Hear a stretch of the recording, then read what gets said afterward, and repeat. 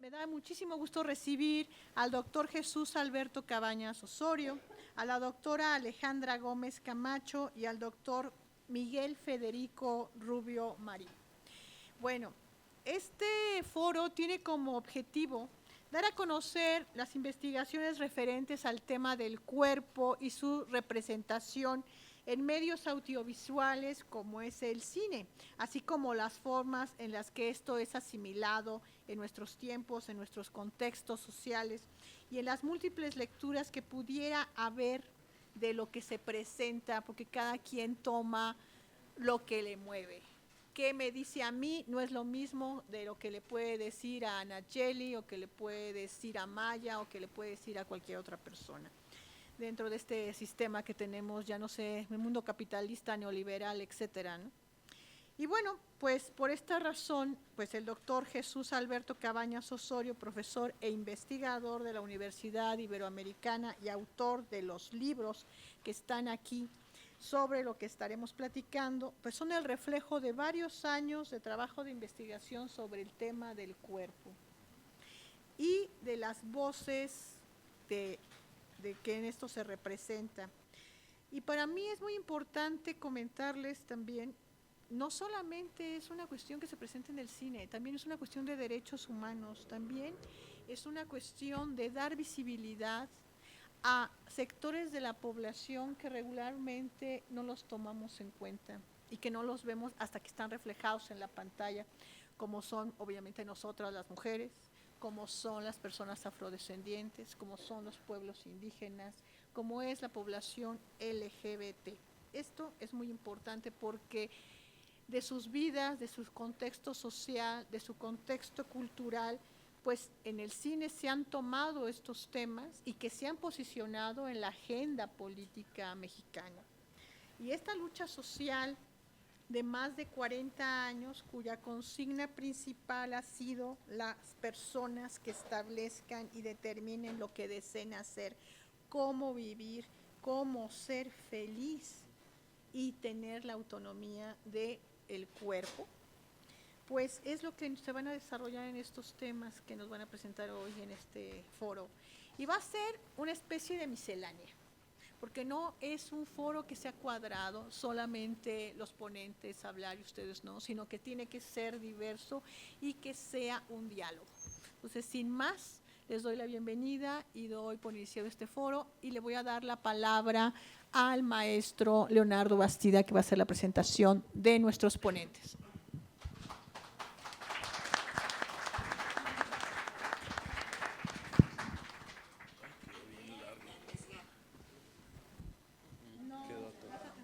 A ver, aquí agachado un poco, perdón. Buenas tardes a todas, todos y todes.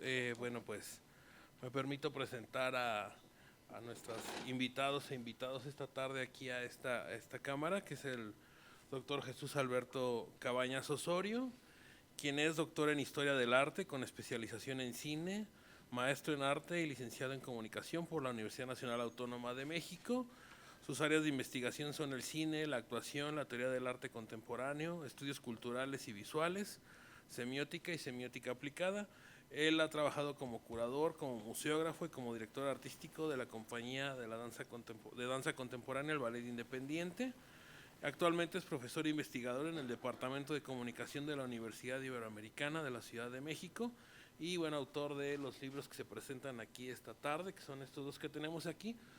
Pero también tenemos allá en la parte de atrás varias de sus otras obras que ha publicado el doctor y que nos ha dado la buena noticia que quienes gusten nos pueden dejar su nombre para mandarles por PDF las publicaciones de las que estaremos hablando. Estas dos que están aquí en la mesa, se las podemos compartir con todo gusto en PDF a cortesía del doctor Cabañas. También nos acompaña esta tarde el doctor Miguel Federico Rubio Marín, que es doctor y maestro en estudios audiovisuales por la Universidad de Toulouse, especialista en diseño y comunicación visual por la UNAM y que realizó su postdoctorado en el Departamento de Comunicación de la Universidad Iberoamericana. Actualmente es miembro del Sistema Nacional de Investigadores y del Laboratorio de Investigaciones Audiovisuales, con investigaciones sobre medios audiovisuales y psicología analítica, y es académico de tiempo completo también de la Universidad Iberoamericana.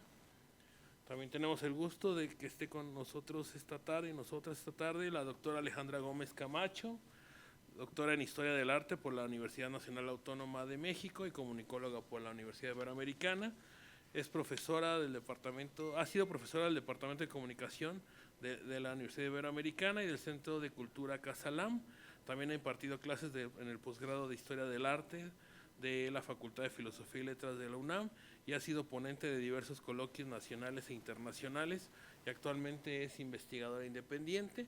Y si se me permite, me gustaría hacer mención de la organizadora de este evento que por causas de fuerza mayor no puede estar aquí esta tarde con nosotras y nosotros, que es Xochitl Zelaya Enríquez, la maestra Xochitl Zelaya Enríquez, también de la Universidad Iberoamericana, quien trabaja muy de la mano con los doctores Miguel y el doctor Cabañas, pero bueno, esta tarde le fue imposible estar aquí con nosotras y nosotros, pero bueno, ella es quien organizó todo este evento y estamos aquí gracias a su labor de varios meses. Pues muchísimas gracias y pues doctor Cabañas, le damos la palabra y adelante.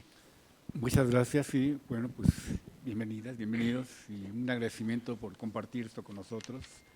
Finalmente la investigación es un trabajo de vida, es una vocación y los que nos dedicamos a esto sabemos lo relevante que es para un país, para una sociedad, entender las representaciones simbólicas que hablan precisamente de las sociedades, de las comunidades, de las ideologías, de los países, de la historia.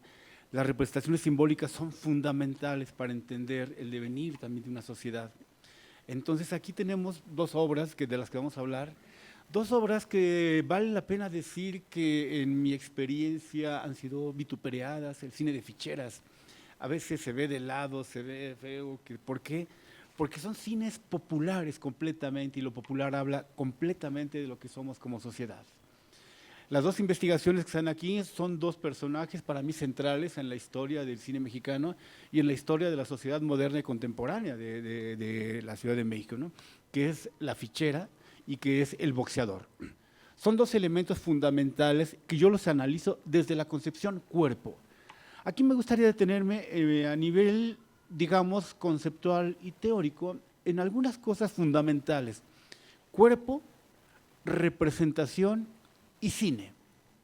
El cuerpo es el lugar en donde se anidan todos los elementos, mitos de la vida, ceremonias, rituales, todo lo que hacemos queda inscrito en la corporalidad, en el cuerpo, en la corporalidad de la mujer y del hombre. ¿Sí? Todo lo que hacemos, vestirnos, los actos, todo lo que hacemos, las maneras de andar, las maneras de posar el cuerpo, la manera de pensar, la manera de vivirlo, de verlo, de analizarlo, todo queda asentado en esta entidad cuerpo. Esto es fundamental porque los ritos de paso, la muerte, las ceremonias del casamiento, todo tiene que ver con el cuerpo humano. Entonces el cuerpo se ha estudiado como una entidad realmente en donde se anidan todos los procesos sociopolíticos, económicos, sociales, filosóficos de una sociedad en tiempo y lugar. Un ejemplo muy rápido. En la Edad Media se cubría el cuerpo porque era un portador de pecado. Habría que cubrirlo, tapar sus volúmenes, habría que dejar nada más el rostro y entonces todo lo que era la parte cuerpo era cubierta. Entonces esto tiene que ver precisamente con un reinado de un relato teológico. Así los griegos, así todo es, así las sociedades japonesas, la prehispánica, todo mundo anida en el cuerpo lo que significa el mito, la trascendencia, la idea de vivir, ¿sí? Alguien dijo por ahí, esos filósofos maravillosos, ¿no? La ideología no está en la mente, está en el tuétano de los huesos. Ahí es donde se anida la ideología de una sociedad. Y se manifiesta por los actos, se manifiesta por las acciones físicas, se manifiesta por sus representaciones, por lo que observamos del cuerpo, ¿sí? En su desarrollo, en su presencia, en su manera de portarlo, de vivirlo, de pensarlo, de imaginarlo. Esa sería una. El segundo punto sería la representación. ¿Qué es la representación? Dice la teoría, dice los filósofos, es un concepto muy manoseado por todo el mundo, la representación. Representar, dice el concepto griego desde la idea de la hermenéutica, no es copiar algo y ponerlo. Representar es ver algo nuevo en lo ya visto. Si vemos nosotros un cuerpo y un pintor toma ese cuerpo como modelo, lo representa, es decir, pone valores nuevos de la sociedad, del imaginario, de la ideología, a eso que ve como objeto, le da un valor novedoso. Representar no es volver a ver lo ya visto, es ver algo nuevo en lo visto. Para mí es fundamental entender este concepto de representar. Representar es ver algo nuevo en lo ya visto. Y esa representación tiene un carácter simbólico. Eso simbólico es esta abstracción del cuerpo que empieza a ser una potencia que desfetichiza precisamente la cuestión económica, la cuestión social, la cuestión ideológica, la cuestión política, esa manera del cuerpo, en este concepto de representar. Entonces ahí tenemos esta idea fundamental para empezar a entender de esto de lo que vamos a hablar del cine. Sí. Y la tercera premisa sería el cine. ¿Por qué el cine? Porque el cine tiene un efecto de realidad y de verdad. Aunque sabemos que es una representación, tiene un efecto de realidad. Vemos cuerpos en el cine, vemos movimientos, vemos set, vemos movimientos de cámara, vemos melodramas, vemos farsas, vemos una serie de cosas en donde el cine representa a la sociedad, es decir, en un juego de espejos. Este juego de espejos es la que la teoría del arte le llama, ¿sí?, le llama el reflejo de lo social. Pero ese reflejo de lo social, de las representaciones simbólicas, tiene que ver con este juego de espejos, en donde el juego de espejos alude a las partes sociales, a las partes de clase, a las partes históricas. Es este juego de espejos que la representación nos permite observar a través de ese simbolismo que se eleva por encima del significado de la obra misma. De ahí el título de los libros, Prácticas Simbólicas, Box y Cine. ¿Sí? Y vamos a lo que es la litis, la materia de nosotros. ¿Por qué el box?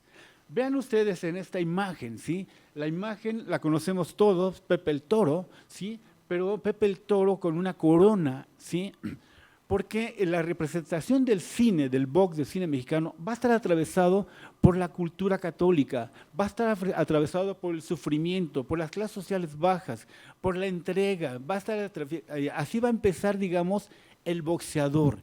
Pero tiene en este juego de espejos, esta representación que va a pasar al cine, tiene que ver también con un momento histórico, que es la articulación del nacionalismo mexicano, la articulación de la modernidad mexicana, en donde este juego de espejos nos va a empezar a revelar precisamente. Y para dar inicio un poco ya con esto, vamos a nuestra segunda diapositiva, vamos a ver un extracto nada más de la película de Cantinflas Boxeador.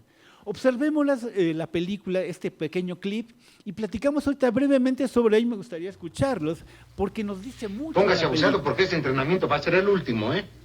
¿Por qué el último? Pues que ya no se acuerda que mañana pelea. ¿Y contra quién va a ser la cosa? Contra un tal Kid Gorila, pero usted no tenga miedo que vamos a comer pichón. Juega, ahora. Volteese. Ahora, ahí sí, ahora. Abusado. No se atarante, señor, así, con rapidez. A ver, tira a la derecha con confianza, se le va a cabecear. Acá, a su derecha.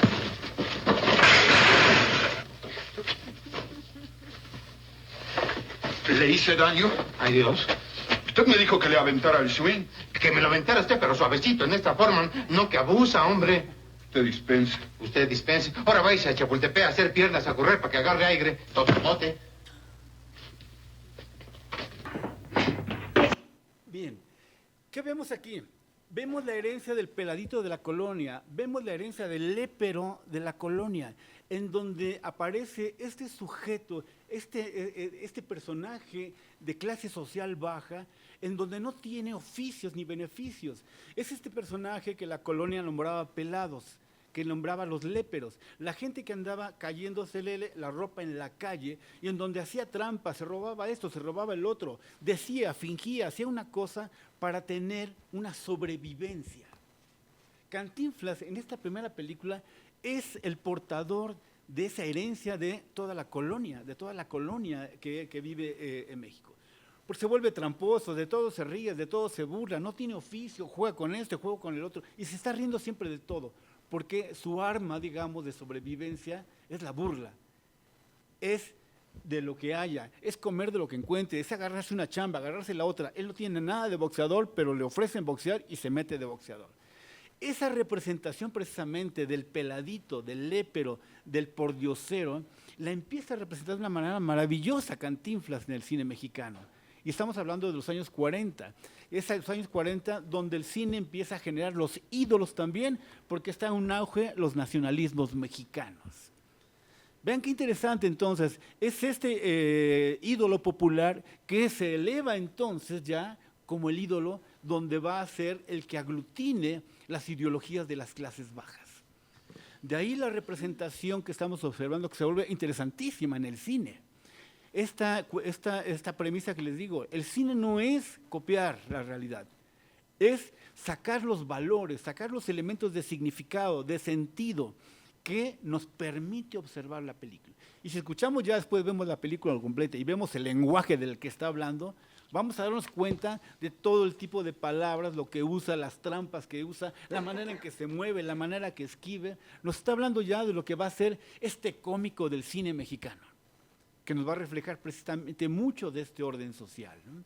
Entonces, bueno, si alguien quiere comentar sobre esta película, pues vamos a platicarla rápido y se continuamos.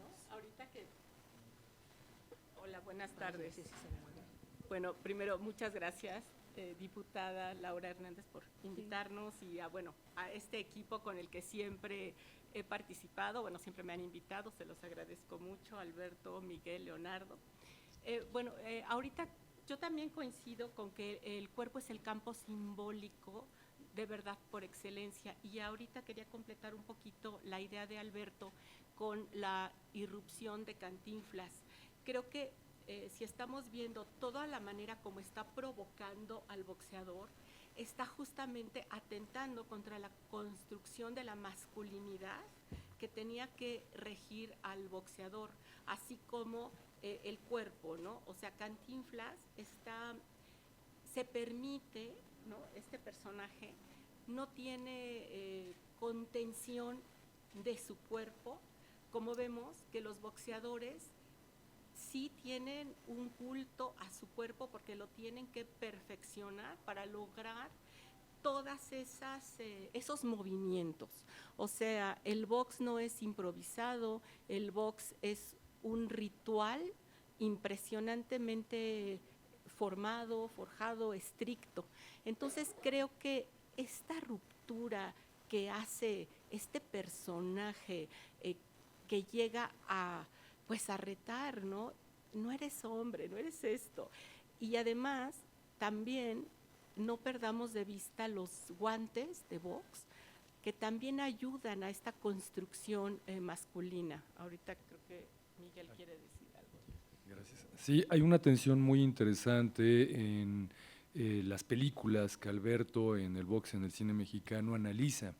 Las analiza a lo largo del tiempo de una manera cronológica, diacrónica, y vamos viendo, por ejemplo, con este ejemplo, el aspecto más bien cómico, pero también el aspecto trágico que veíamos con la imagen de Pepe el Toro.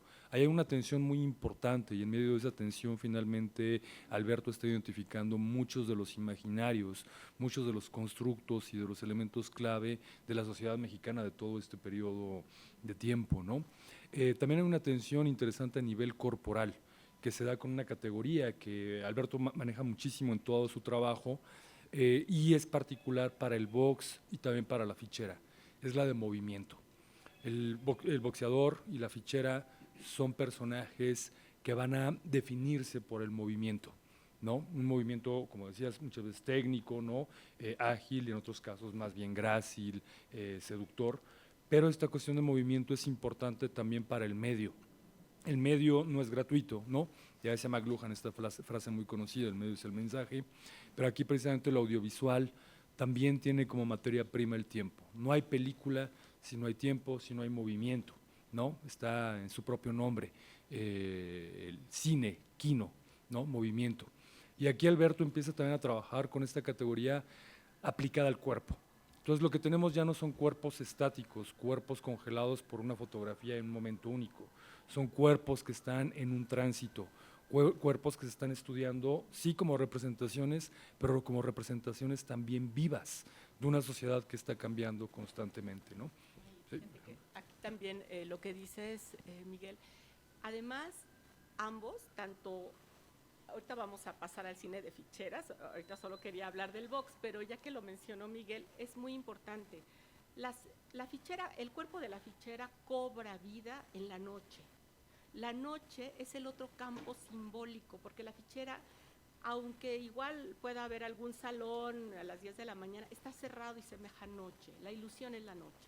El boxeador también, es en lugares cerrados, aunque parece que también hay peleas callejeras, pero el ritual por excelencia es, además en el cuadrilátero y fuera del cuadrilátero, no existe el box. El cuadrilátero los está marcando como los marca el cuadrito para que bailen el danzón. Ahorita que Alberto nos ponga alguno de esos clips. Pero es importantísimo. Y además la fichera también tiene una vida de día. O sea, no solamente está de noche, también tiene nombres. Pero cuando ella está en su vida diurna, pierde su fuerza. Su campo simbólico cambia. Y se vuelve de ser la mujer que ha controlado y dominado a la masculinidad de la noche, porque ella, cuando es la fichera, es la que gobierna, ella tiene el poder por su cuerpo.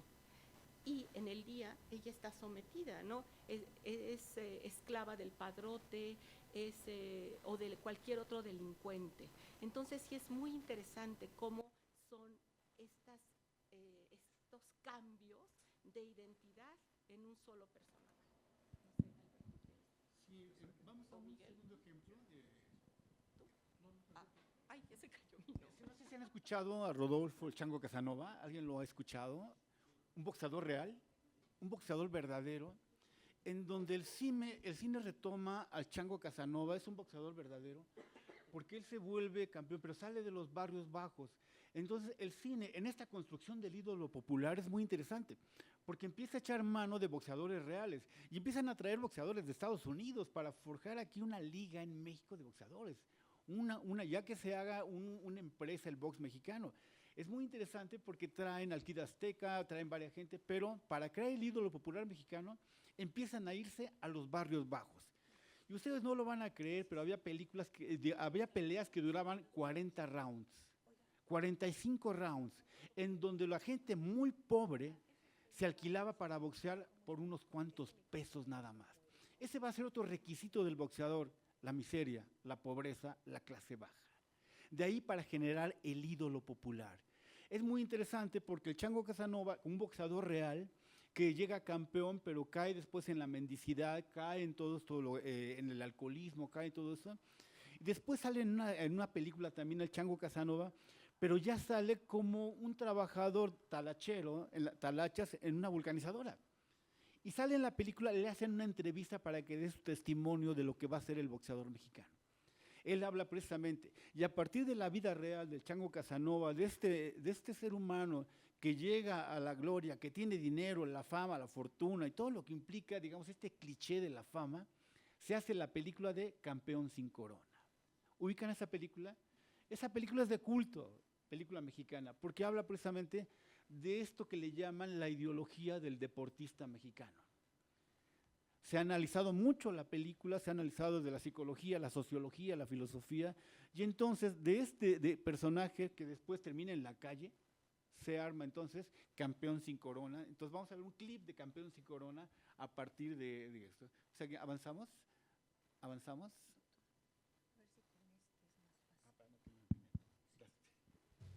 ¿La que sigue? Ese es Campeón sin Corona, la película, y vamos al clip para que veamos un pequeño extracto de la película, ya que surge a partir del boxeador real.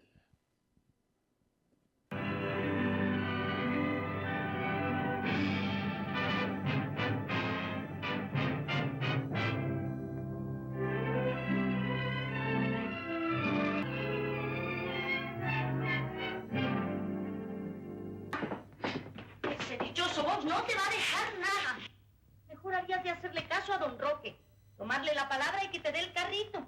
Ya ves, con lo que tú sabes de helados y con un carrito. ¿Te crees muy abusado, eh? ¿Qué le hizo el chamaco? Espere. Déjate lo que trae con él. Un poco está muy suave. Pues nomás diga. Nomás diga. ¡A los hechos, señor! ¡A los hechos! ¿Eres Roberto Terranova? Sí. ¿Qué quiere? ¿Le gustaría boxear? Ya dejé el box. No tengo tiempo de entrenar. Pero conmigo vas a ganar lana. Se trata de meterte de profesional. En esta esquina, de 57 kilos, el boxeador Freddy Colorado.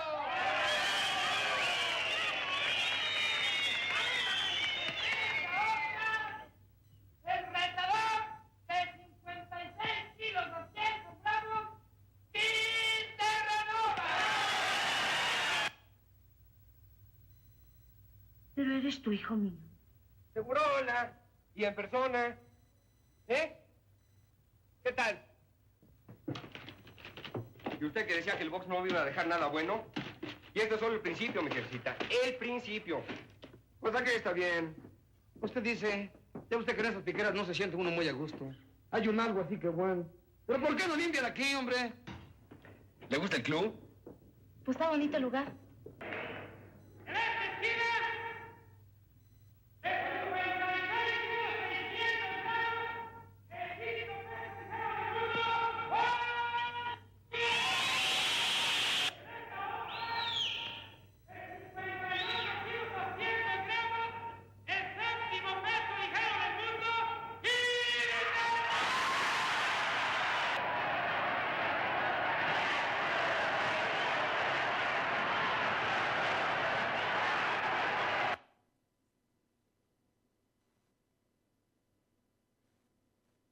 ¿Qué quiere usted decir?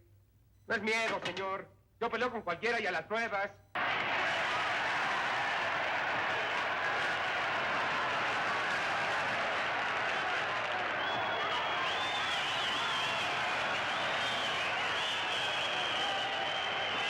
No dejes que pierda miedo.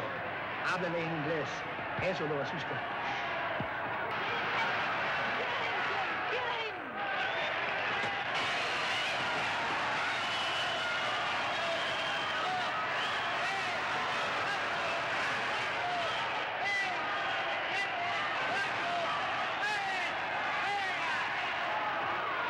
Hay algo que usted no ha entendido, Lupita. Que si Roberto se retira ahora, es como si se muriera. Ese es Terranova.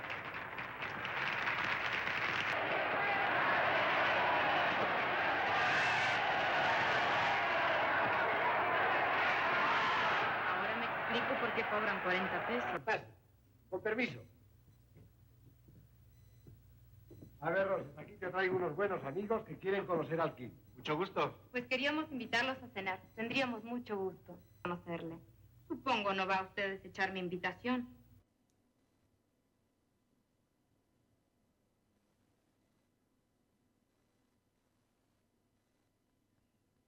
Te encuentro. Ahora sí, Roberto, ya está. ¿Quieta qué? El contrato para una gira por... Bien, esto se vuelve realmente el trabajo en donde va a empezar a retratar la ideología del boxeador mexicano. Se va a conectar con el narcotráfico, se va a conectar con lo ilegal, va a caer en todo lo que implica los bajos mundos, ¿sí? Va a empezar a meterse en cosas de tráfico el boxeador. Las películas nos van a revelar toda esa parte. A lo mejor les suena conocido en este momento, ¿sí?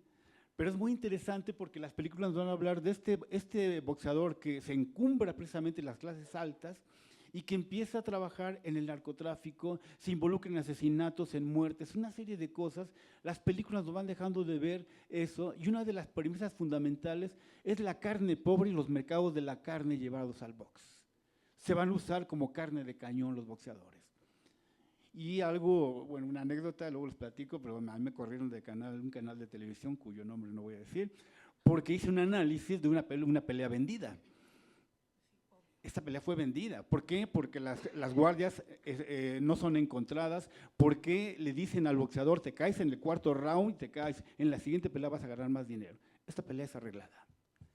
Muchas de las películas que vemos le dicen al boxeador, te caes en el cuarto round, por favor, porque necesitamos que gane este y luego hacemos la revancha para que se haga el negocio del box. Las películas empiezan a revelar todo eso de lo que va a pasar en el box mexicano. Es interesantísimo ver estas películas, Guantes de Oro, El Boxeador, Gángsters contra Boxeador, una serie de películas que nos van hablando de esta realidad de cómo se desarrolla el box mexicano, ¿no? Si quieren para irnos un poco más rápido, vamos avanzando. No. Pepe el Toro. Bueno, nada más quería como cerrar una idea de Campeón sin Corona. Es que lo que se aprecia mucho y sobre todo a partir del coloquio que presentamos del biocapitalismo y que tienes aquí tu libro, ¿no? Me parece muy, muy importante.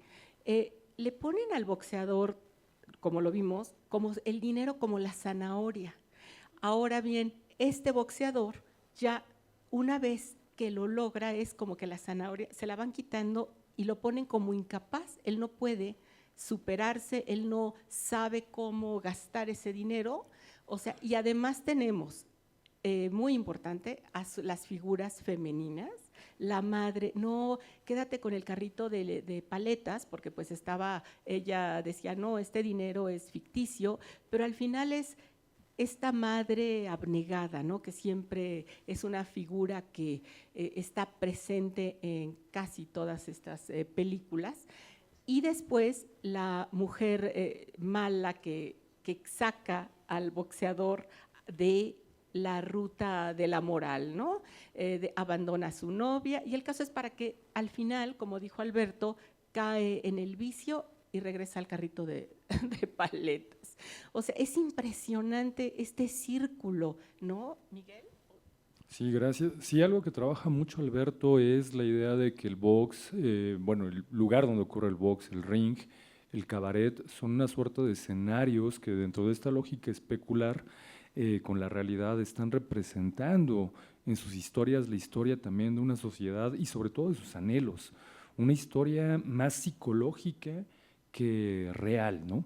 Esto me parece muy interesante con lo que mencionas, porque se empiezan a incrustar dentro de la narrativa del combate de box todos estos elementos idiosincráticos de lo mexicano, además del tráfico, ¿no? La imposibilidad también, dada, así lo maneja Alberto, ¿no? Dada cierta falta de capital cultural, de que el boxeador venido desde abajo realmente pueda hacer un uso que le resulte significante para sus ganancias. Y esto inclusive puede suponer para los personajes un beso de la muerte, ¿no? El éxito material es lo que los condena. No tanto porque lo material esté mal dentro de estas películas, sino porque no hay una educación con la cual ellos realmente puedan utilizar esos recursos para algo positivo. Todo lo contrario, se van hacia los vicios. Y esto está representado precisamente en situaciones, ¿no?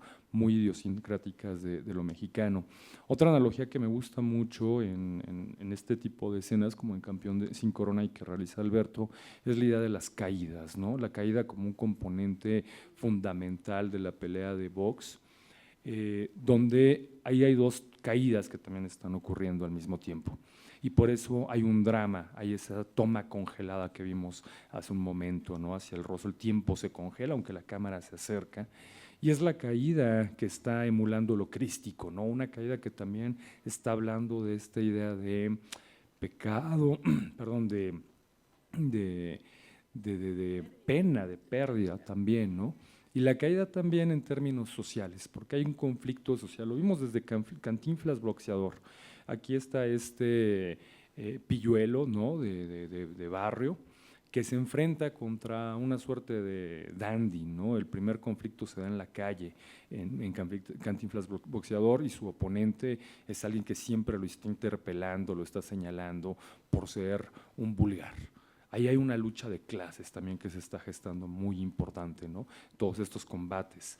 Y entonces, esta caída también es la caída social de esta aspiración que tiene cierto sector de la población, ¿no? Por ascender desde esta pobreza hacia situaciones más favorables y que no puede ocurrir. Pero fíjate, algo muy importante que acabas de decir con la caída que es la pérdida de la pelea, es lo primero, pero es, como dices, esta pérdida simbólica, pero lo peor no es solo lo material porque va a perder la pelea, sino que es la pérdida de su masculinidad, de su identidad. Cuando el boxeador cae, es menos hombre. O sea, es horrible, pero es de veras, la construcción masculina tiene es bueno como una lápida, ¿no? También, ¿no? O sea, que por eso la cara, cuando él levanta y se deja caer, ha perdido todo, ¿no? Y lo hace frente a una mujer, viendo a una mujer. Precisamente esta construcción de masculinidad se da mucho dentro de este diálogo, ¿no? Yo ahorita pedí otro micrófono, por favor, porque no se puede mover, por favor. Pero ahorita me llamó muchísimo la atención lo que dijiste con el resultado del pecado, ¿no? Y también la pérdida de la masculinidad, pero es también la pérdida de su valor de ser humano y de su identidad, que aunque está en un sector vulnerable, pobre, tiene valores con su madre, el ser buena persona, el defender al desvalido como defiende al niño, en fin, pero cuando cae, que se deja caer, que cae en esa corrupción, porque él sabe que está cayendo, es porque no tiene esas herramientas, sí de educación, pero también de cómo enfrentar cuando vas ascendiendo a esta mujer de clase alta que lo seduce, y que él tiene su novia y que la adora, pero que en realidad se deja llevar porque ahora me toca hacer esto, o cree que le toca hacer esto porque está teniendo el privilegio económico y del triunfo y del éxito de cómo se maneja, ¿no? Entonces es la culpa, y que eso también tiene mucho que ver con la cuestión religiosa que tenemos, judio-cristiana, que es el pecado y que es la culpa de por qué me está pasando eso. Entonces me comporté mal, tuve la oportunidad de triunfar y fracaso porque caí en esos pecados y tengo la culpa y por lo tanto tengo que recibir un castigo. Creo que va también mucho por ahí, ¿no? Perdón, ¿el otro micrófono inalámbrico dónde está? Ok, perfecto, perdón. Sí, solo agregar que bueno que creo que vamos repasando un poco el libro como está escrito. Creo que es muy interesante lo que se está comentando y tomar en cuenta eso, que la investigación va sobre la cuestión, y que creo que eso es lo que no encontramos ahí. Va a ser una historia del cine, del box. Eso es lo que no vamos a encontrar en el libro, afortunadamente. Lo que vamos a encontrar es un análisis más profundo de justo cómo se van construyendo estos imaginarios colectivos, estas historias que realmente los guionistas no tuvieron la dificultad de pensar mucho en qué escribir, sino más bien entender lo que ocurría en la vida más bien de los boxeadores en este caso, y a partir de ahí pues justamente plasmarlo en un lenguaje cinematográfico en la pantalla grande, ¿no? Que es lo que hemos visto por muchos años. Estamos hablando de un cine de tradición ya casi de 70 años y que hasta el día de hoy sigue habiendo producciones en Netflix, bueno, perdón por los comerciales, pero en una cadena de streaming o películas que han salido para otra cadena de streaming más nacional, pero que siguen retomando estas historias, ¿no? Que sigue siendo carne de cañón el boxeador hoy en día, ¿no? Yo nada más quisiera rápido, que eso ya lo había comentado alguna vez con el doctor Cabañas en otra presentación, por ejemplo, este dilema, ¿no? ¿Por qué el Canelo no conecta con la gente como si conectan otros boxeadores, como fue en su momento el Dinamita Márquez, que logró vencer a Manny Pacquiao y se convirtió en un ídolo nacional, y que cada vez que viene aquí a la cámara sale todo el mundo a corretearlo, ¿no? Porque viene para acá seguido a dar clases y sale todo el mundo a corretearlo porque sí, yo digo, respetando la mesa, la institución y todo, pero voy a decir las palabras como la dicen allá afuera, porque es el que le partió la madre al mata mexicanos, ¿no? Y por eso la gente lo idolatra y lo ama, y además es vecino porque él creció aquí en Iztacalco, ¿no? Entonces es eso. O porque este chico que estuvo en los Juegos Olímpicos, el famoso Green, que nadie lo ubicaba y que ahora se hizo muy famoso porque fue el que peleó por la medalla de oro en los pasados Juegos Olímpicos, y fue nuestro último campeón sin corona, porque yo, como dicen, ganó la de plata o perdió la de oro, ¿no? Como lo queramos ver. Pero la realidad es que se convierte en un ídolo popular porque 40 años después se subió al ring, fue un boxeador que llegó sin recursos, que fue ganando y fue levantando expectaciones a tal grado que ya tuvo su debut en Las Vegas porque es el nuevo ídolo del boxeo mexicano, ¿no? Y sigue replicando esas historias. Entonces, creo que es muy interesante ver cómo esto se ha ido forjando, pero también tomar en cuenta esa parte, que son personas que al final lo único que tienen es su cuerpo y el modelo capitalista en el que vivimos los obliga, bueno, no los obliga, pero les da la opción de subirse a un ring y literal se juegan la vida cada vez que se suben al ring. Si salen victoriosos, se llevan millones de dólares, pero ha habido muchos otros que salen muertos del ring y eso también es una realidad, ¿no? Entonces, creo que también el libro toca mucho ese aspecto, sumado a este imaginario colectivo de masculinidades, de movimiento del cuerpo, ¿no? Al final el boxeo es como un flirteo, una danza, ¿no? Al final es todo un ritual, el famoso round de estudio, ¿no? El primer round que por aquí, por allá, cómo se mueve la guardia, si voy a conectar a las partes blandas, si voy a tirar un volado hacia el rostro, en fin, es todo un ritual del movimiento del cuerpo, ¿no? Y también es exponer al cuerpo a su máxima capacidad de reflejos, porque imagínense estar frente a otro tipo que sabes que el primer golpe que te va a conectar probablemente te pierdas la razón ahí mismo y caigas, ¿no? Entonces, es ese grado de tensión también que está en el ring y que poco a poco se va reflejando. Todas estas películas, la verdad, yo cuando lo leí la primera vez, pues sí vi la mayoría que afortunadamente están en YouTube y bueno, pues es muy interesante ir viendo cómo se va dando esa construcción de los personajes que en un principio empiezan efectivamente como Cantinflas, como un juego, pero de cierta manera detrás de ese juego hay muchas realidades muy crueles, ¿no? Y creo que, bueno, yo por el momento dejaré, si no vamos a spoilear lo que sigue, pero me parece que es muy interesante ir viendo cómo va creciendo, cómo se va plasmando, y también como algo sí que quisiera agregar, que es un poco una crítica a la academia, aprovechando, que es que también estos temas, desafortunadamente, no entran a veces en el canon académico, ¿no? Y eso es una realidad. O sea, estos temas son de dominio popular que necesitamos explicarnos, porque de aquí nos explicamos la violencia, la corrupción, el narcotráfico y muchos otros temas que no son ajenos al box y a nuestra sociedad en general, y que desafortunadamente cuando uno los quiere analizar desde estas categorías como el boxeo, como la lucha libre, como el fútbol, como el cine de ficheras, el trabajo sexual, etcétera, se denosta muchas veces, ¿no? Creo que eso también es un gran logro, que se publiquen este tipo de libros a partir de esas categorías de análisis. Perdón, dos comentarios rápidos.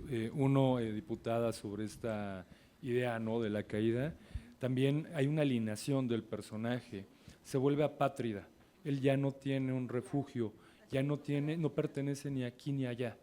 Esto en otros terrenos, sobre todo pensando por ejemplo en películas como Rocco y sus hermanos, podría implicar, ¿no?, un ritual de transición, pero aquí ese ritual de transición nunca llega a un buen término, siempre se convierte en tragedia. Y eso pues creo que está hablando mucho de la sociedad, Alberto lo trabaja en esos términos, ¿no? También las aspiraciones no solo de un individuo, sino de un país. Este conflicto a lo mejor con la mujer de clase alta, ¿no?, también es un conflicto por el desarrollo que en esa época México estaba tratando de tener, ¿no? Y había una tensión, una estira y afloja entre sí, el barrio, ¿no?, y las promesas de modernidad, desarrollo, que también están atravesando estos cuerpos. Y es lo interesante, cómo la sociedad se ve incrustada en la representación y en la performática de los boxeadores. Y el otro comentario más sobre esta cuestión académica que menciona Leonardo. Es muy importante que sí en la academia se empiece a fragmentar este sesgo que se tiene con respecto a objetos de estudio que se consideran no aptos, carentes de valor cultural. Y en realidad lo popular, por definición, es lo más importante si queremos hablar de una sociedad, porque es lo estadísticamente más representativo de un grupo humano. No es la obra de un autor que por muy genial y que también merece, ¿no?, su estudio pueda resultar, sino lo que realmente es popular, lo que va a hablar más de una sociedad. Y pues bueno, Alberto, ¿no?, la Ibero en general han hecho un trabajo fuerte por adentrarse en los estudios culturales, que es este campo donde precisamente ya nos quitamos estos prejuicios o tratamos de quitárnoslos en la medida de lo posible para ahondar con seriedad cualquier tema. Y esto pues también es un logro. También algo que es importante mencionar, Alberto tiene una dualidad. Es académico, pero él también tiene una trayectoria de bailarín. Y este contacto de primera mano que durante décadas tuvo y ha tenido, también es profesor, ¿no?, de materias de dirección de actores, de comunicación escénica, con el cuerpo, con el movimiento, con la danza, sin duda le da una mirada que muy pocos otros podrían tener sobre estos objetos pues escénicos, porque el box también es escénico, ¿no? Perdonen, gracias. No, y también completando, Leonardo, que Leonardo escribe en La Jornada, ¿no?, todas las notas de deportes, y conoce muy bien el box, y algo que también se ve, como dicen, ¿no?, vemos en estas películas, vemos justo una gran, pues las notas de la prensa de la época, las notas rojas. Entonces, es a lo que te refieres, ¿no, Leo? O sea, claro que es la realidad, o sea, el director no tenía más que, el guionista no tenía más que tomar un periódico y estaban allí, ¿no? Todo es una fuente de verdad muy, muy importante, una gran riqueza para estudiar la sociedad de la época. Sí, vamos a pasar rápidamente a un ejemplo, pero que yo querría comentar dos cosas fundamentales. La caída inicia como un acto cinético, movimiento físico, cae. El boxeador va a tener 3 muertes. La primera muerte es el knockout, la caída. La segunda muerte es el olvido. La sociedad lo olvida porque ya no es mercancía. La tercera muerte es la muerte física en soledad. Es un melodrama realmente de muchos boxeadores. Esa es la vida de muchos boxeadores, ¿no? Entonces yo he conocido boxeadores reales, a algunos les he pedido entrevistas, pero como trabajan algunas cosas no me las han dado, pero bueno, eso es una realidad.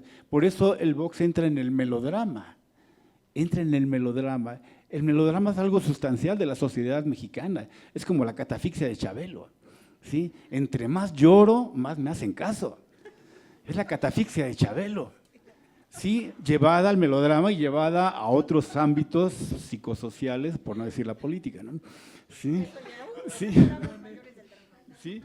Entonces es interesantísimo ver esta, digamos, catafixia llevada a la representación y llevada al orden social.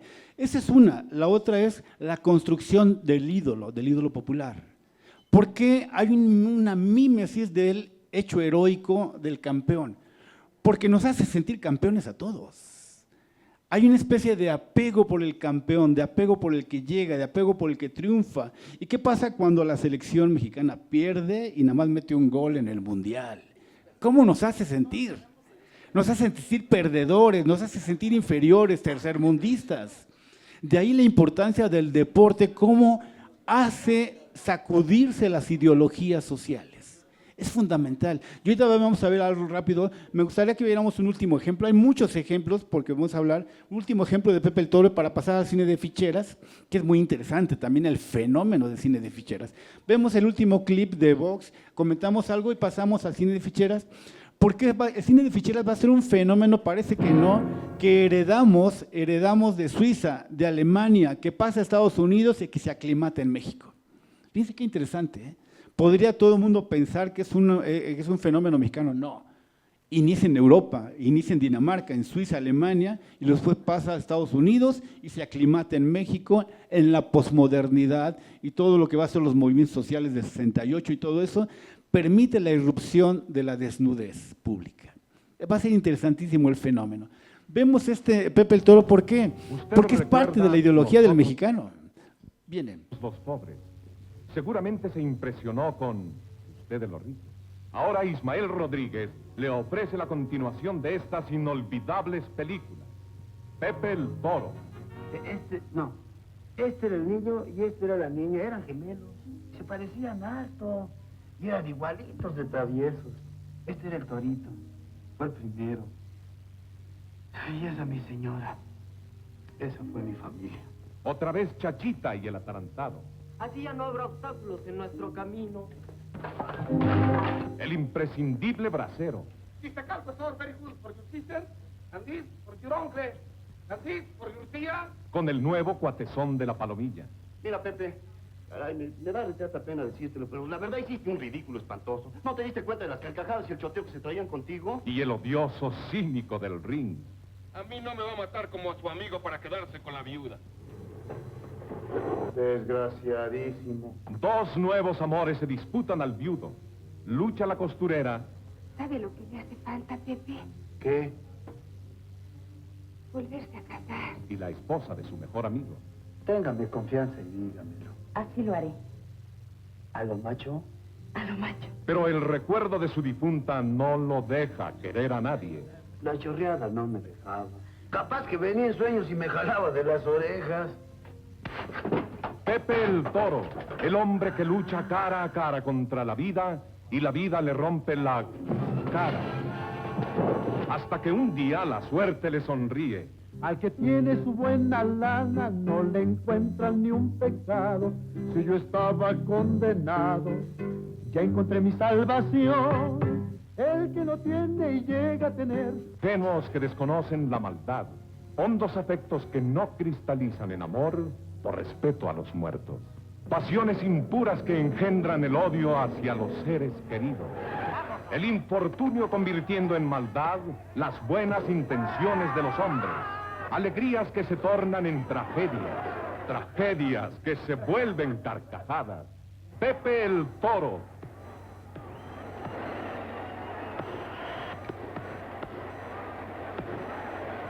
Pedro Infante, en la mejor de sus películas, Pepe el Toro, dirigida por Ismael Rodríguez.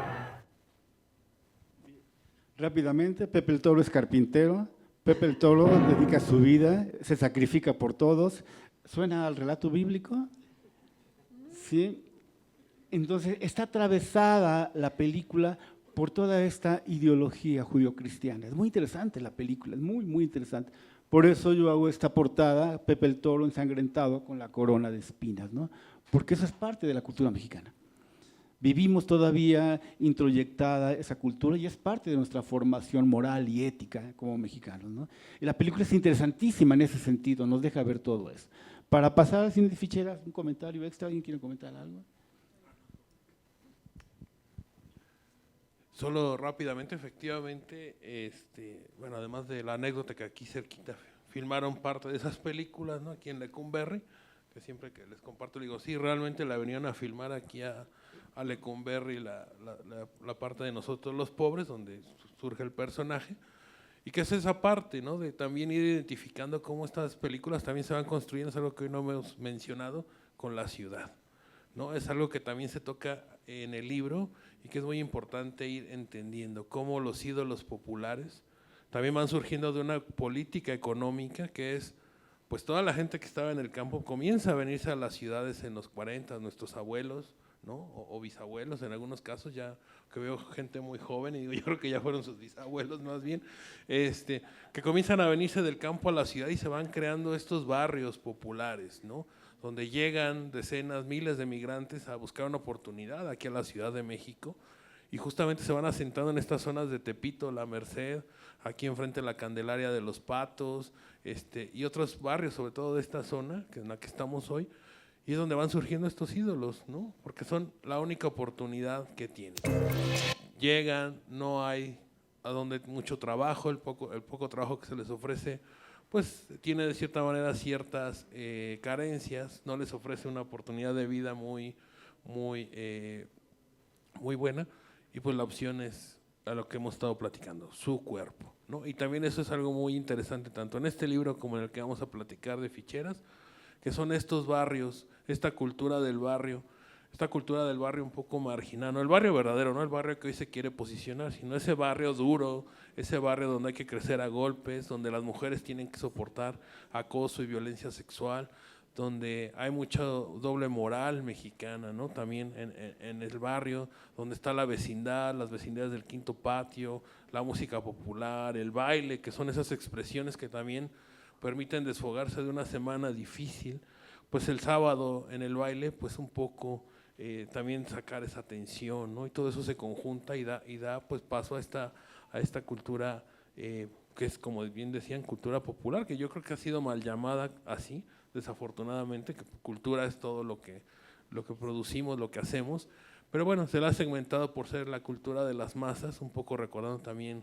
a Monsiváis, ¿no? En este fenómeno de la masificación y este fenómeno de las culturas de las masas, que es con lo que nos formamos. La mayoría de quien no se haya formado ahí, perdón, pero yo creo que ha vivido en una burbuja, porque realmente todos nos formamos en esos contextos socioculturales de alguna manera, ¿no? Lo tocamos de alguna manera en nuestras vidas, entonces creo que eso es muy importante y yo quería resaltar un poco esa parte de también la cultura urbana que va surgiendo y que en estos 2 libros está excelentemente plasmada con estos ejemplos.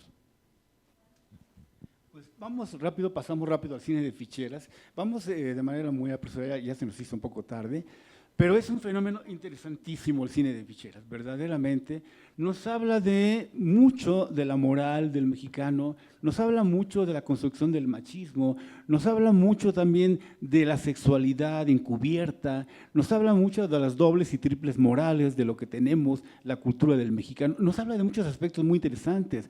La figura del gay va a empezar a aparecer en el cine de ficheras, pero caricaturizada completamente, ¿no? Juguetona, como un cliché va a aparecer el homosexual, el gay.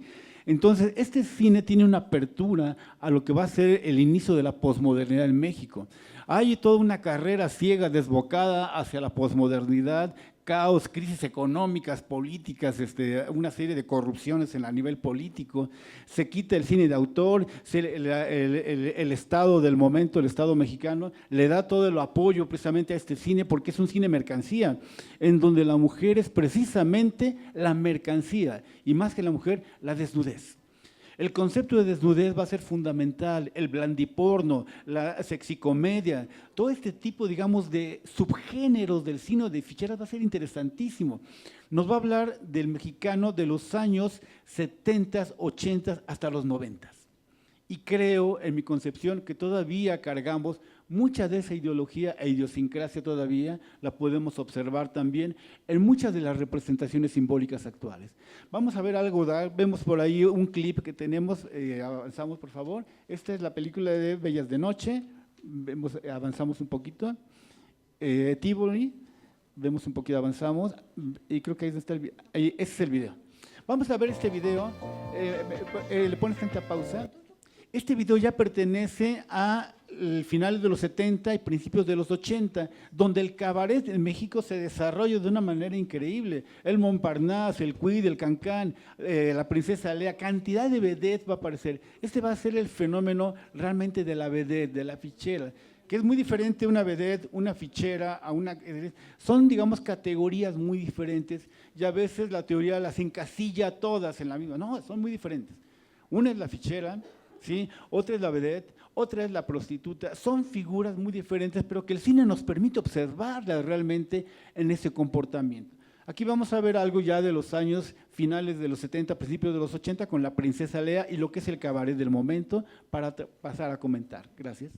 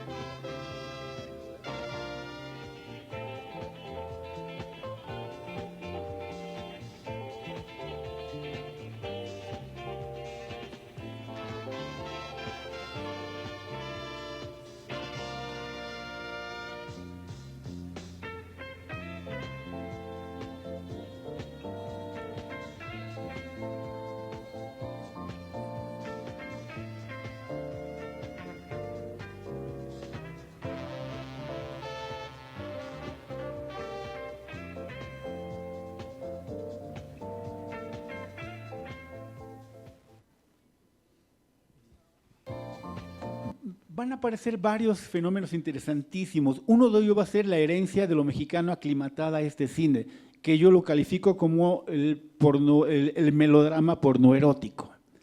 La desnudez, la sexualidad encubierta, la sexualidad cruda, van a aparecer ya desnudos frontales, una serie de cuestiones donde las películas se hacen a veces en 3 días, 4 días, 5 días cada película, porque había que volver la mercancía precisamente. Y se distribuyen en toda América Latina las películas, y es lo que rescata a la industria mexicana de la quiebra. porque se le quita todo el apoyo al cine mexicano, el gobierno actual le quita todo el apoyo al cine de autor, ¿sí? Y permite que se desarrolle todo este cine, la sexicomedia, el cine de albures y todo lo que yo nombro en mi trabajo que llega al cine basura. El cine basura es donde la película se hace en 2 días y que no importa, tú improvisa, lo que nos importa es poner mujeres desnudas en la pantalla. Y va a ser todo, digamos, el director va a ser una especie de erotómano pornoerótico, en donde empiezan a retratar las partes de las mujeres erógenas, pero producto de esta apertura de la posmodernidad, primero aclimatada en Hollywood, en Estados Unidos, y que se pasa a México, donde aparece el código AIS, el código de comportamiento y buena cultura, en donde ya permiten ciertas cosas y otras cosas no. Este cine va a reflejar cantidad de cosas del mexicano de los años 70 a los años 2000 aproximadamente. Entonces, por ahí, si pueden ver una película, véanla con estos ojos precisamente, ¿de qué nos está hablando de lo mexicano? De lo que somos como sociedad femenina, masculina, gay. Eso está en este cine, ¿sí? Para observarlo. ¿Alguien quiere comentar algo? Bueno, por ejemplo, aquí, en contraposición con la masculinidad, aquí también se nos está vendiendo un tipo de mujer, un tipo con un cuerpo muy especial. Y creo que aquí también entra la parte del mercantilismo y de que todas las mujeres tienen que ser iguales. Entonces, estas mujeres, en la medida en la que empiezan a tener fama, dinero, el dinero se lo ponen, se lo inyectan en sus cuerpos. Entonces, es esta construcción, hay una metamorfosis muy, muy impresionante. Por ejemplo, bueno, y mucha gente sabemos estas como ciertas leyendas de, pues Olga Briskin era plana y se fue a Europa y regresó operada, pero eso que aparentemente es superficial es muy importante porque ellas han sucumbido a transformar su cuerpo en aras de un ideal de belleza para poder realizar su trabajo, ¿no? Y además la perfección, o sea, perfeccionar también el baile, el movimiento. Entonces vemos que ya el modelo de perfección, cómo ha ido cambiando a lo largo del siglo XX. Es muy, muy interesante y además, pues varias se han muerto, se murieron por inyectarse, por operarse, por entrar a zonas muy arriesgadas. Y entonces, pero esa es en la medida en la que alcancen el nivel de perfección, van a arriesgar su cuerpo, ¿no, Miguel?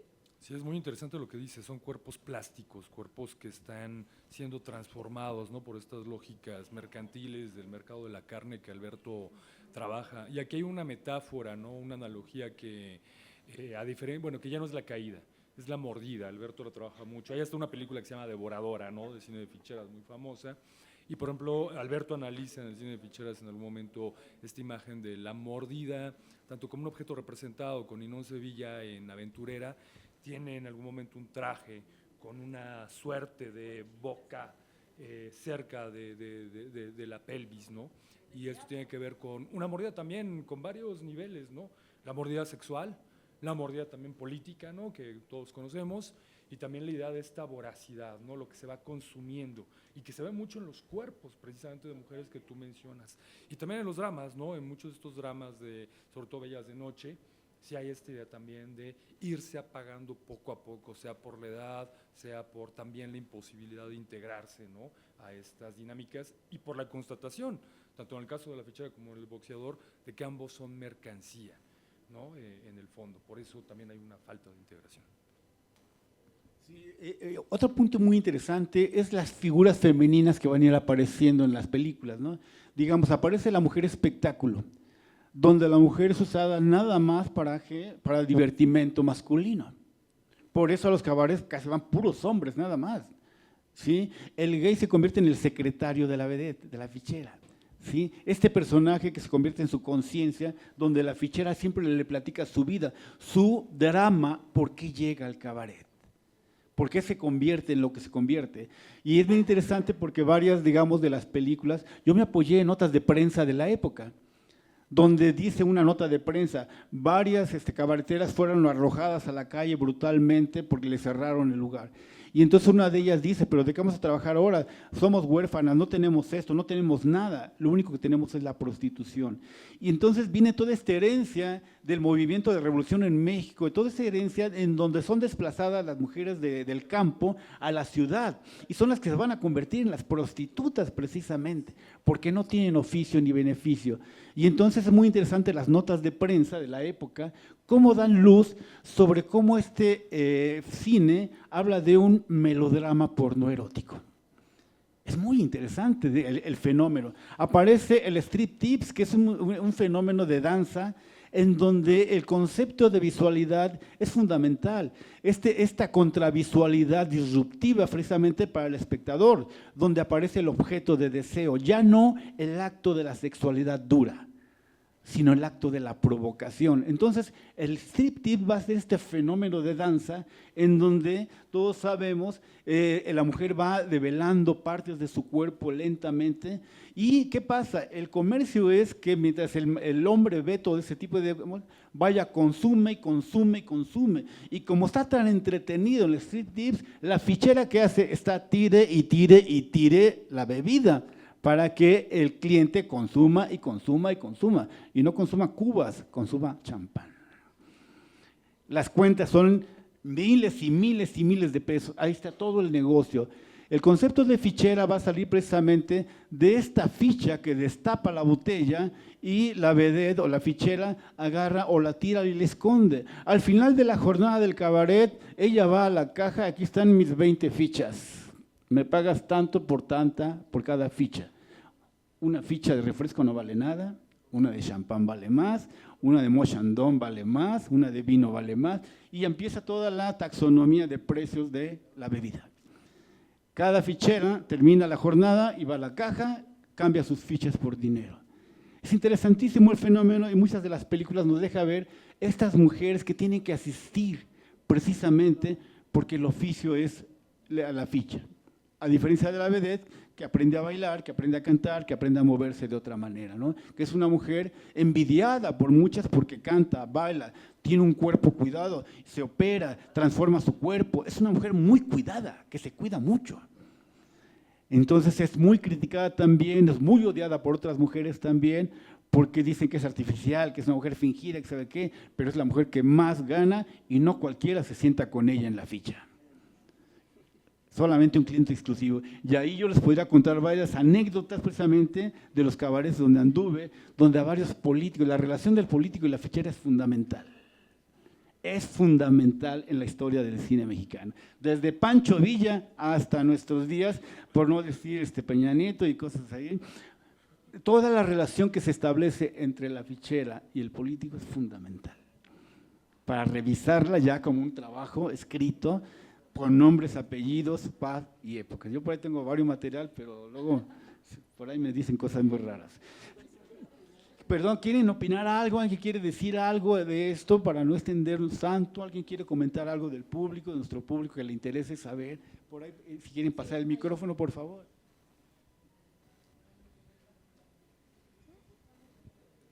Sí, también. Hola, buenas tardes. Bueno, mi pregunta es, justamente estaba platicando con Ana, digo, yo no crecí con estas películas de ficheras, sin embargo, pues las conozco, ¿no? Porque pues, es cultura popular. Y mi pregunta es, o sea, al ver como todo este análisis que comentan que ya desde hace mucho tiempo la mujer es vista como un objeto sexual, ¿no?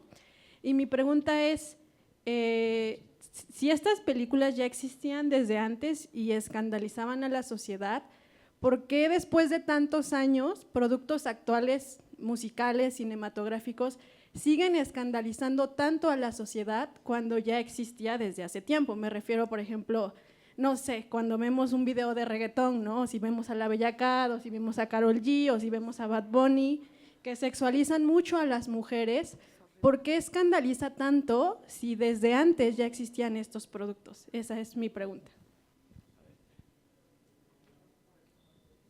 Mira, sí es muy interesante tu pregunta y creo que la respuesta es porque la sociedad no cambia, no avanza en un ritmo lineal. no son lineales los cambios. Es muy impresionante, que es justo, fíjate, tu pregunta se relaciona porque Miguel y yo estábamos comentando antes de empezar, que las décadas en México, si nos vamos, por ejemplo, a las notas de prensa, lo que han hecho los historiadores, vemos cómo los conceptos de moral, los conceptos de belleza, de lo femenino, lo masculino, o sea, nunca la pornografía, por ejemplo, se acepta de diferente manera. Por ejemplo, cine pornográfico hay desde el cine mudo. Luego, y muy feo, ¿no? O muy, cine mudo pornográfico. Hay revistas, fotografías también, la fotografía, y era así como las estampitas, ve esta foto, y las escondían. Después, sí, seguimos avanzando, ¿no?, en otros parámetros, como muy bien dijeron Alberto y Miguel, pues la economía, la modernidad, la ciencia es importantísima en todo esto, las enfermedades. No hemos hablado de, por ejemplo, la sífilis, ¿no?, y todas las enfermedades que padecían las prostitutas y cómo se vivía, ¿no?, ese ambiente. Bueno, eso influye en cómo se perciben los cambios en las diferentes décadas. Entonces, nosotros, como habitantes de este siglo, a veces pensamos que el pasado, pues, o era más conservador o más moderno de cómo nosotros podemos configurar estos conceptos. Pero si nosotros nos metemos a estudiar las décadas, vemos, por ejemplo, la década de los años 30 fue una época increíblemente liberal en México. Y en los años 50, pues, muchísimas mujeres de su casa tenían hijos. De ahí viene lo del lechero, el plomero, se parece al panadero, ¿no?, cosas así. Después, los 60 también se vivieron de otra manera muy diferente que en Europa y en los Estados Unidos.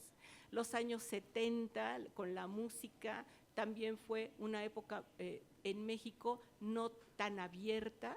Por ejemplo, incluso la píldora anticonceptiva, que nació en 1950, en 1970 todavía había muchas mujeres que no conocían la píldora anticonceptiva en México, pero aún así había un ejercicio de la sexualidad un poco más abierto. A los años 80 regresa una religiosidad muy impresionante también en ciertos ámbitos, porque recuerden tampoco, o sea, estamos hablando de ámbitos predominantes, porque de todos modos es maleable, no es algo rígido. Y 90 y hasta los 2000, y hoy estamos, parece ser, en un conservadurismo también muy interesante. No sé, a ver. Algo muy rápido, contundente, fíjense, contundente lo que les voy a decir. Es la lucha de clases llevada a la mirada. ¿Por qué? Porque mientras para unos la sexualidad es pornografía, para otros es erotismo. Mientras unos ven a escondidas la pornografía y en público el erotismo, otros al contrario. Es la lucha de clases llevada a la mirada. ¿Sí? Y hay muchas películas en donde dicen, esto es pornográfico, esto es basura, es esto, ¿sí? Y donde el erotismo es esta, digamos, esta idea de enunciar, de dejar imaginar, pero si nos damos cuenta tiene que ver entonces con niveles, digamos, de educación, de cultura, de una serie de aspectos en donde esto es erótico para unos y esto es pornográfico para otros. Yo concluyo esa pregunta, me parece muy interesante lo que dices, la lucha de clases llevada a la mirada. Para unos es pornografía, para otros es erotismo. Para unos es sexualidad, para otros es naturalidad. Es muy interesante, ¿no?, cómo lo vemos. Y nuestra sociedad es atravesada por muchas dobles morales, ¿no?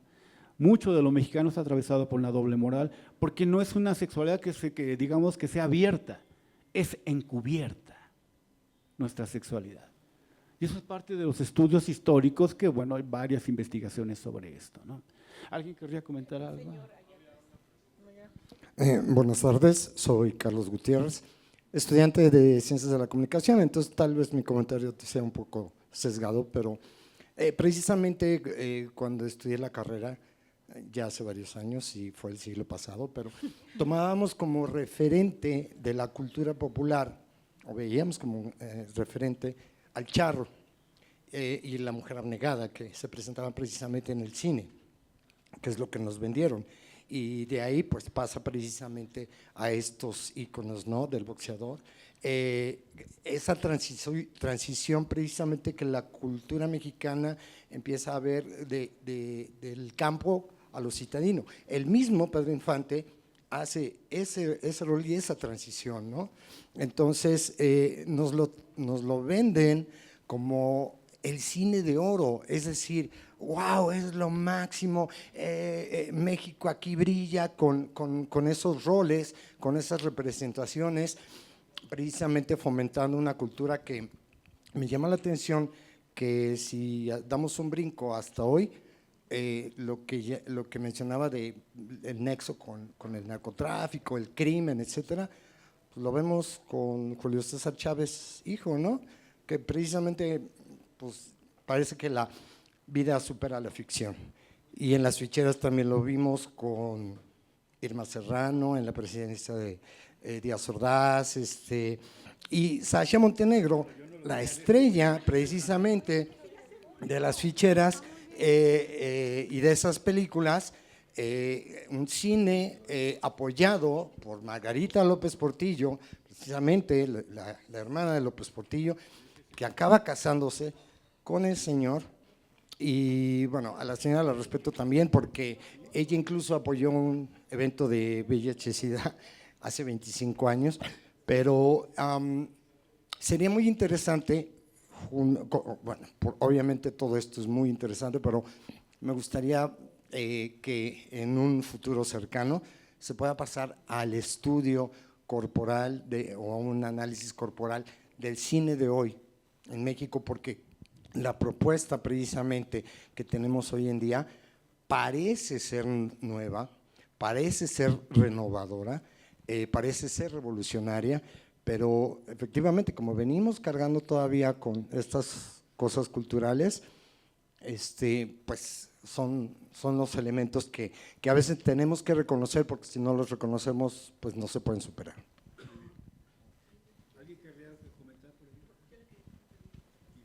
Acá, por favor, aquí a la señorita. Buenas tardes, Gaby para servirles. Pues yo me he dado cuenta que, que la película, el cine mexicano cuando empezó, prácticamente hablaba de la situación del pueblo, de la pobreza, de cómo se sufría. Esa fue una de las principales temáticas del cine. En el cine de las ficheras, yo siento que fue un parteaguas ante la sociedad, una rebeldía ante la estigmatización de la prostitución, de la pornografía y todo eso. Yo creo que fue un parteaguas en ese momento porque dio una liberación sexual poco a poco con las imágenes que iba reflejando. Gracias. Sí, muy acertado comentario, porque este cine viene de las herencias de los movimientos sociales en Francia, del 68, viene de los movimientos de liberación, viene de las ataduras, digamos, de las clases altas de Estados Unidos. Esa liberación, lo que pasa aquí en Avándaro, lo que pasa aquí en esos tipos, es lo que permiten precisamente que el cuerpo empiece a hablar desde su erotismo. Tal vez el punto negativo es que la cultura mexicana lo convierte en mercancía, en vil mercancía, pero efectivamente tiene un trasfondo de movimientos sociales este cine, que va a ser el inicio de la posmodernidad, el triunfo de la simulación, de la imagen, de la fragmentación, ¿sí? Y de toda esta cultura visual que nos va a permitir, digamos, elucubrar de manera mercantil. Pero tienes mucha razón, exactamente. Hay un trasfondo de movimientos sociales franceses, norteamericanos, mexicanos, hay plasmados en este cine. Sí, muy bien. ¿Tú querías comentar algo? Al señor que intervino antes, Carlos, gracias. Efectivamente, mira, la época de oro, el cine de oro, justo empieza en 1936 allá en el Rancho Grande. Son 20 años y es un invento, pero justamente por, como dice Alberto, los fenómenos sociales. ¿Y qué es lo que tenemos atrás? Venimos había pasado la Revolución Mexicana, pero justamente en 1929 había muchísimos pleitos entre que estábamos ya tratando de ser un poco más modernos, pero vienen las guerras cristeras desde 1927. Entonces, estamos viendo estos católicos con unas asociaciones que están atrás de ellos muy fuertes, que es la CJM, donde estaban los jóvenes católicos, la Juventud Católica Mexicana, donde están, bueno, pues los fundadores del Partido de Acción Nacional, y además la Asociación de las Damas Católicas. Estas organizaciones eran muy fuertes. Pero ¿qué es lo que pasa y por qué toman la figura del charro?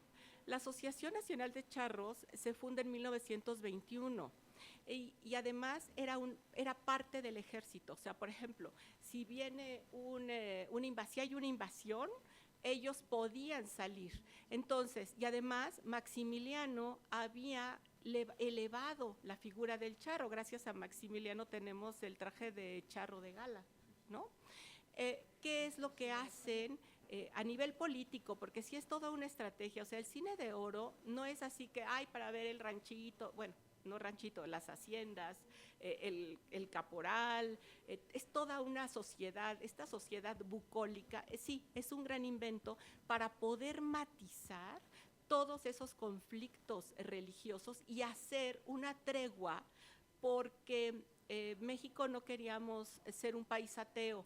Entonces, ¿qué hace la política? ¿Saben qué? Te doy oportunidad de que sí vamos a mostrar una cara religiosa, si somos religiosos, y si vemos, el cine de oro mexicano es un cine religioso importantísimo. Ve todas las iglesias que se representan y todas las jerarquías. ¿Y quién está hasta arriba? Es Dios. Después está el jinete, lo podemos ver en Enamorada, a Pedro Armendáriz.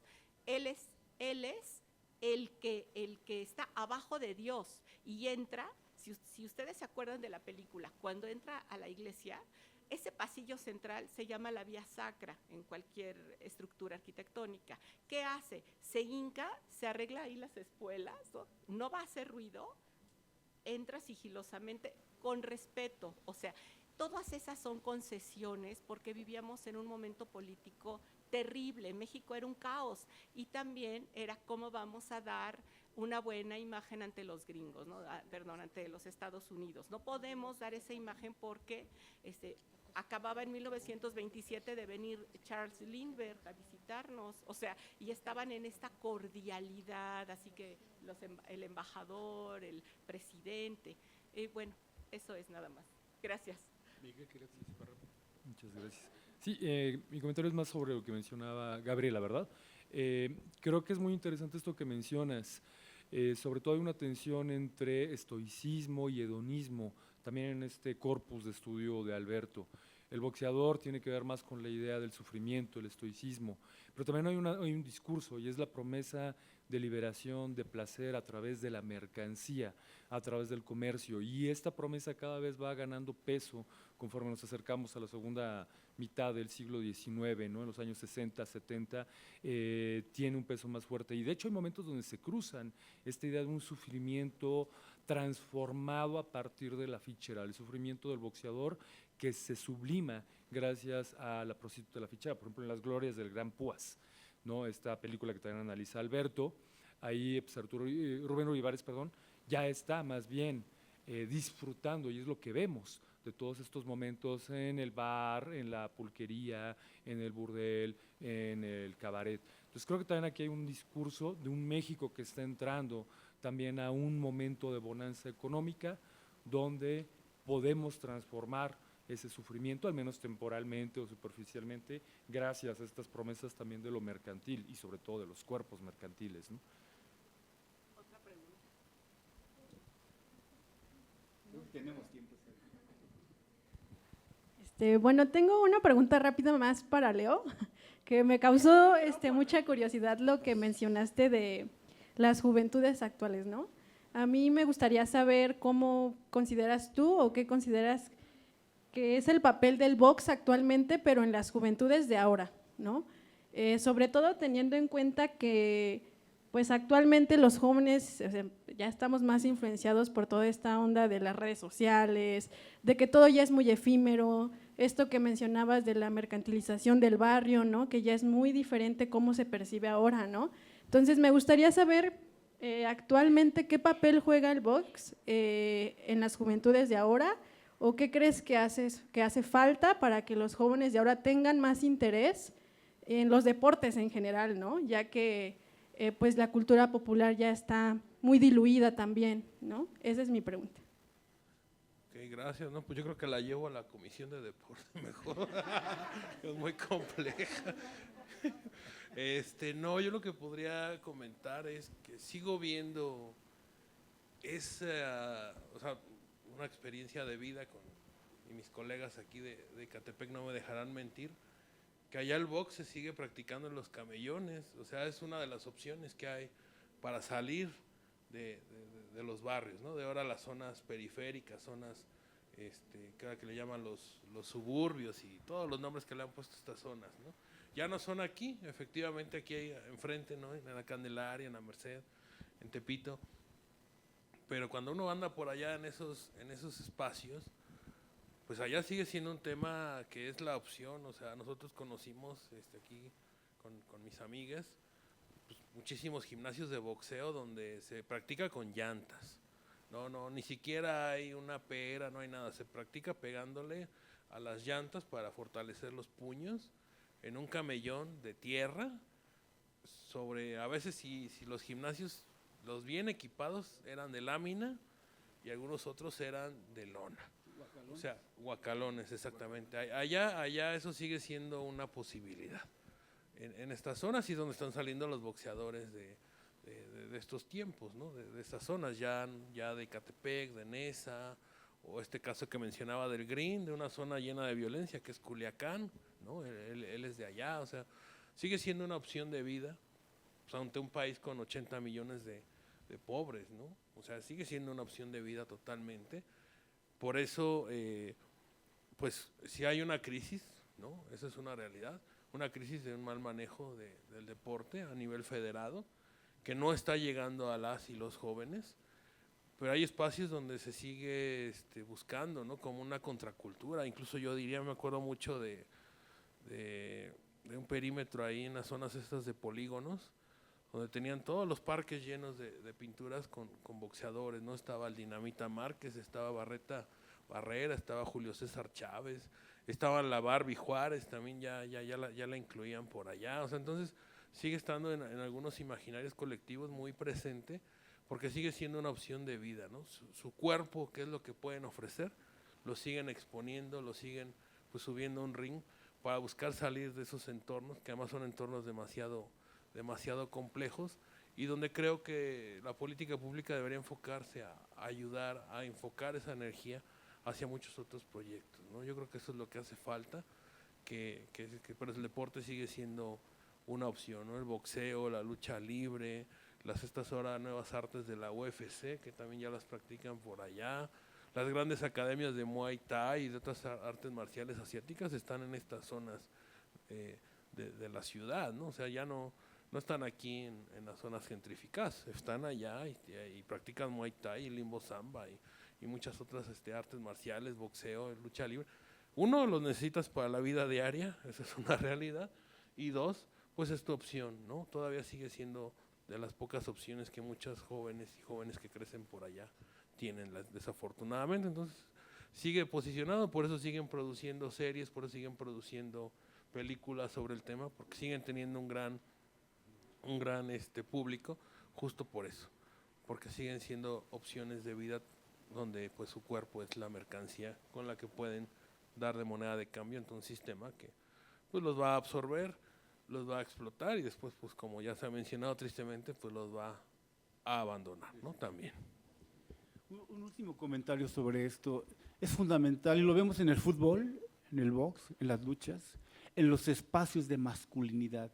Los deportes de fricción producen masculinidad. Y ahí es la violencia sofisticada, la violencia legalizada, ¿sí? Pero producen masculinidad y lo podemos ver entonces cuando hay una pelea, cuando hay un partido de fútbol. Son deportes de fricción, digamos, de permanente roce, de permanente. ¿Qué pasa en las luchas? ¡Sácale la sangre! ¡Mátalo! Sí, construye masculinidad en los espacios de masculinidad.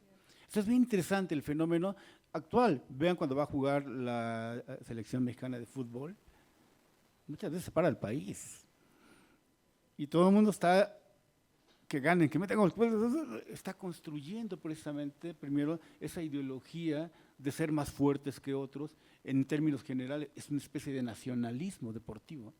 Construye muchas cosas, los grupos sociales que se reúnen para ver los partidos, todo eso está construyendo un modo de masculinidad precisamente de lo mexicano. Entonces, bueno, hay muchas cosas que se podrían observar, analizar. Los libros, si alguien los quiere, son gratis, se los pasamos en archivos, archivo en PDF, ¿sí? No los vamos a vender, ojalá puedan revisarlos. Y por mi parte sería todo. Si alguien tiene otro comentario, adelante.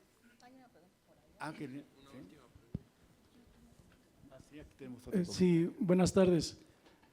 Quisiera comentarles en dos temas. Uno es que lo que es para mi opinión, que es también una actitud generacional, el que el cine de la época posterior al cine de oro se fue volviendo, como decían, películas de una semana en su elaboración, y donde el tema era destacar el atractivo de la mujer.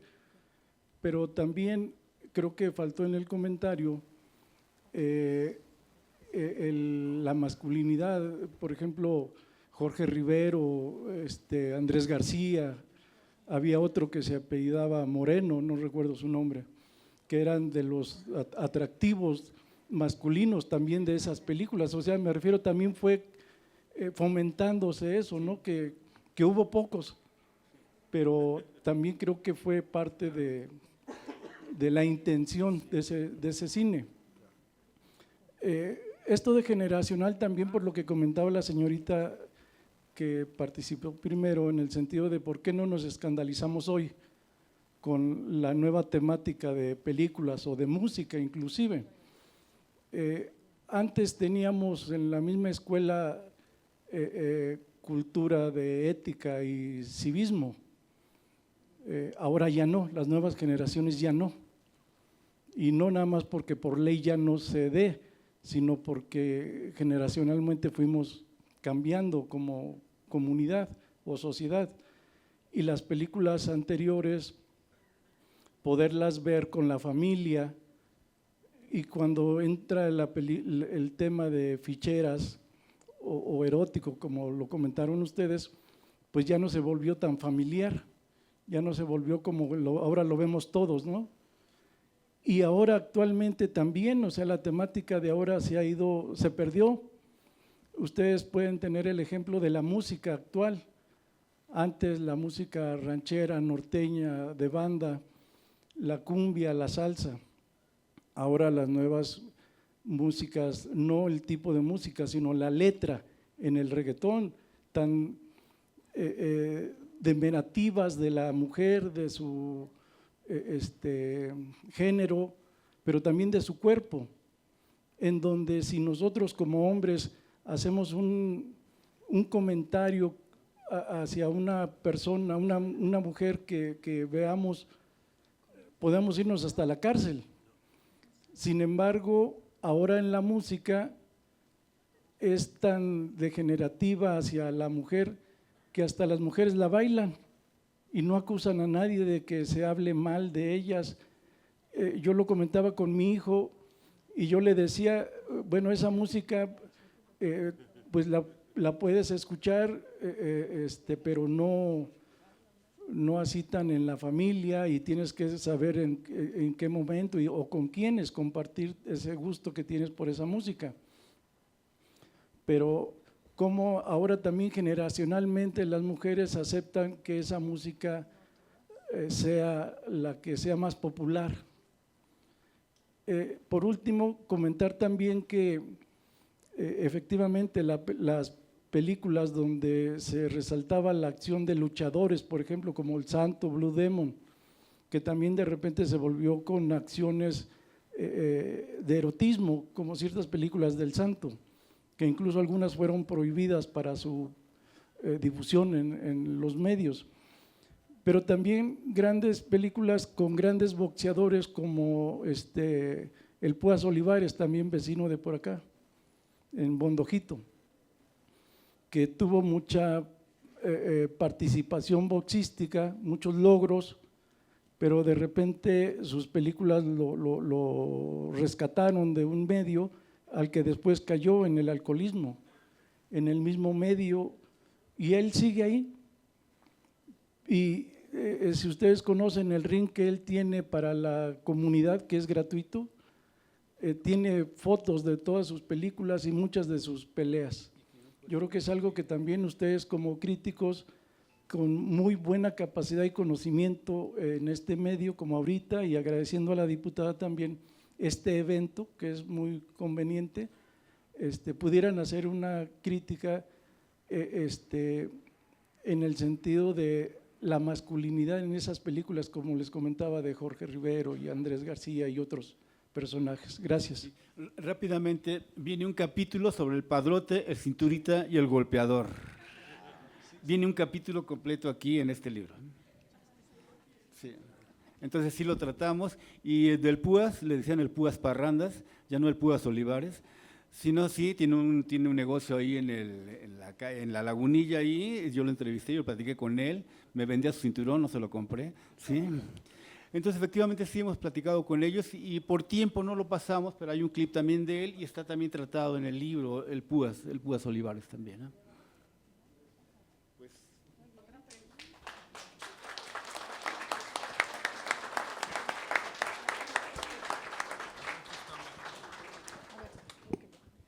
Bueno, ha sido muy interesante y realmente, como le acabo de decir al autor, ya este libro es mío, obviamente. Pero me llamó muchísimo y me movió mucho lo que dijo hace un momento, que la lucha de clases llevada a la mirada. ¿Por qué? Porque es completamente cierto. Es más, después le pagaré derechos de autor por usarla, pero la quiero usar. Porque esta lucha sí es una lucha de clases, la lucha de la deconstrucción del estigma de la discriminación también en el cine, porque en la fichera, ¿sí? Era la que más ganaba y la que tenía poder en la noche.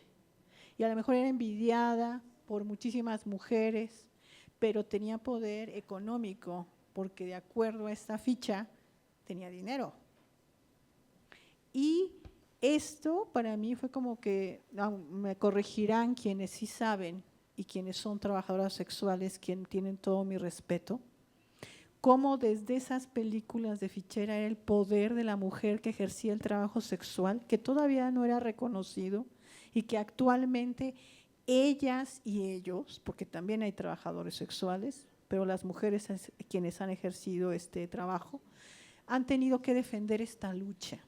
Y que es desde la defensa de la palabra, de no utilizar la palabra prostitución, sino trabajo sexual, porque la palabra de prostitución lleva a ese estigma, a esa discriminación y a ese menos valor, y su trabajo tiene un valor. Creo que eso es muy importante.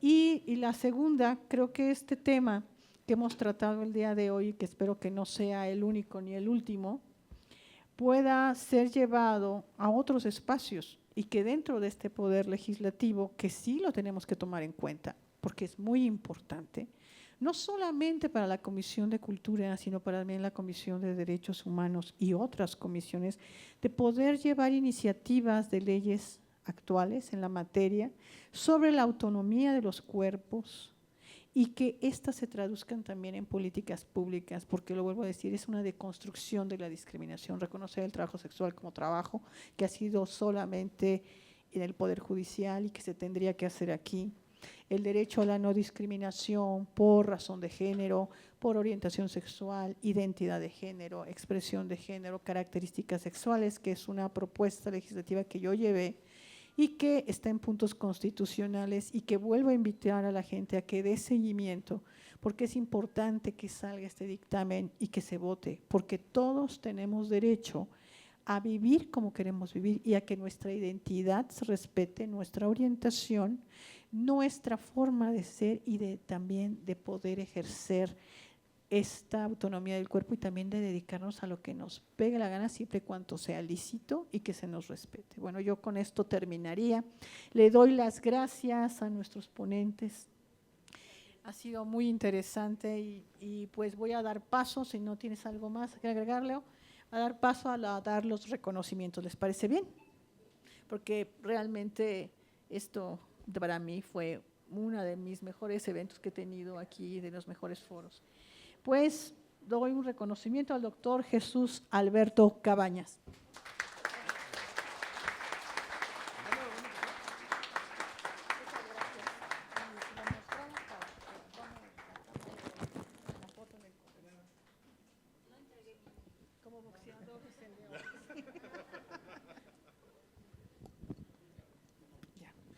Muy bien. A la doctora Alejandra Gómez Camacho.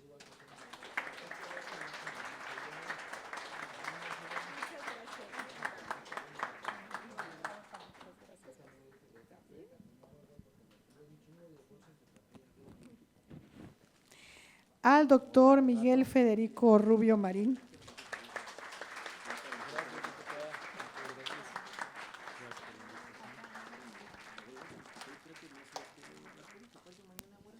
Obviamente a Leonardo Bastida Aguilar, por favor.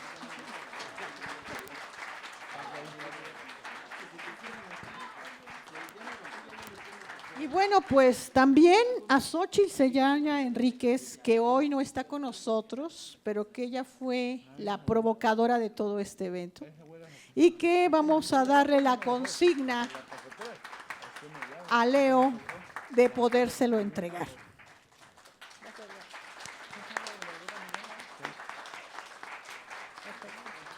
Bueno, pues muchas gracias y por favor invitamos a todas y todes a que aquí al fondo hay un pequeño refrigerio para todas nosotros. Y vamos a una foto, por favor, de todos los que estamos aquí, si nos paramos.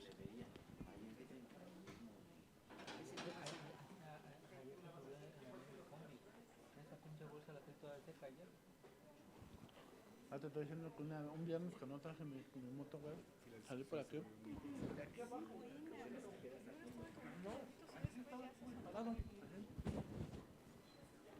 ¿me ves? No, yo creo que estaba viendo a ver si salía por allá, güey. Me da para acá, me ves, no sé. Ah, claro. No mames, no, ahorita. Bajé las escaleras, llegando a la foto de allá de nosotros con todos. Volteo, ya no estaba. Acá ese güey se echando la chica.